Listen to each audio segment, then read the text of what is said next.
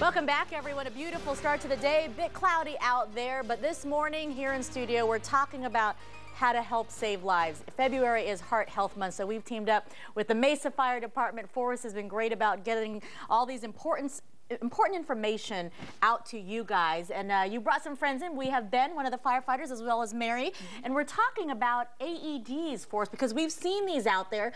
We know they can help save lives, but how do you even use it, right, if you were ever in that situation? Well, that's right, Tess. Thank you again for having us. What we want to do is show the community that we have these AEDs that are out there. It may look like strange boxes sitting at airports, at the mall and whatnot, are actually devices that have saved lives throughout the valley here and throughout the world. So what we want to talk about is what we call the chain of survival, which basically is people recognizing that somebody is suffering from sudden cardiac arrest and calling 911 immediately, that they're also doing CPR immediately, which means really good chest compressions, and then that once we get there, or prior to us getting there, that they're also applying an AED to that person. And then in that matter, once we get there, we have really good advanced life support being done, and then after that, the person's at the hospital getting that post-cardiac treatment. So really, there's a chain right there that includes a community partnership that allows us to increase our save rates. And that's why we're getting the word out there. Mary Wall actually helped save a life. I did. What was the situation that you were involved in using one of Well, these? I teach tap dance at Mesa Community College, and I had a student who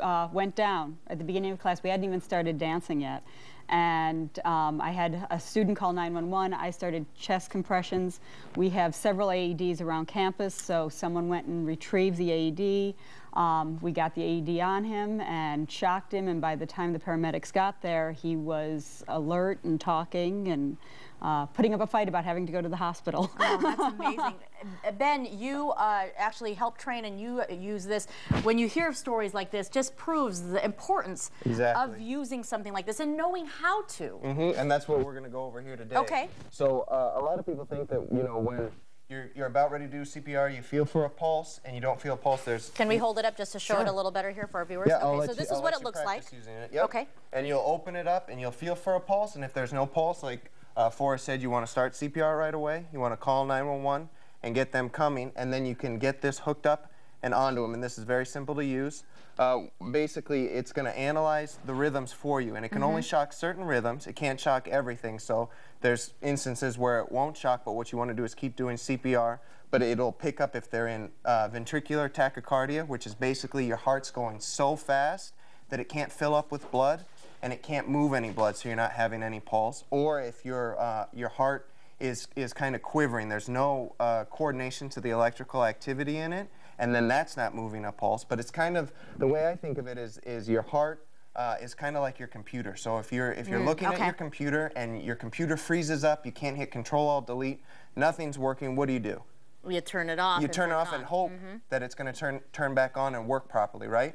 And that's exactly what this is going to do. It's going to kind of turn everything off and hope that your heart starts up the correct way again. So basically the way that we use this, and if you want to use it, you can kind of try and use it on me. The first step, 1, 2, 3. What do you think the first step is here? Probably the one. Probably one. Oh, so turn it on. Turn it on, I mean. So turn it on, so we'll turn it on, and now we're just going to listen to it. Okay. So it's going to tell us exactly what to do. Apply pads to patient's bare chest. So now you're going to apply the pads, and it's got pictures on it. I won't make you take your shirt off. Yeah, we would have the shirt off, but we take it. So the picture, so this one goes here. Okay. And so it makes it really simple with the pictures. Really Let me hold this up there. And then so this people can see. Okay. And then this one's going to go here. So it's so you'll grab the connector, the end of the cord, and now you'll plug it in. Oh, it really does guide you. And it's right plugged into here. Flashing light. Okay. Yep, got it plugged in. And you'll be doing CPR throughout this. You're doing it with it, so it's not acts on its own. You've got to do the CPR as well. And now it's telling us to analyze, and it doesn't want you to touch it because it doesn't want to pick up anybody else's rhythms. Okay. Shock advised. Now it says that I'm in one of those rhythms, and it's charging up. Stay clear of patient. Now you want to just keep everyone back so no one's touching, no one else gets shocked. Okay. And now you'll press the orange button. And then this one right there. And then you'll shock. It didn't really do anything. It didn't do anything to me. Okay, just making sure. Well, and you know what? We have CPR again, so you go right into it, and hopefully the fire department comes very soon and takes over. Let's hope that more and more places, like Mary, you said, there's throughout your campus. Right. I mean, that's the key, is getting these out there, right, for us. Absolutely. And you know what's really interesting is that once upon a time we were dealing with save rates where we had maybe 3 in every 100 people. So basically, in baseball terms, we're looking at a .003 batting average. Wow. But now, if we look at it, what we're doing with our partnership with the community, with people learning CPR, with the fact that we have well-trained firefighters as well as hospital personnel, we're looking at save rates of a batting average of about 500 to 600, We love as it. high as 700. Makes a huge difference. Thank you very much for joining us, everyone, here and talking a little bit more about AEDs. We'll be right back, folks. Stay with us.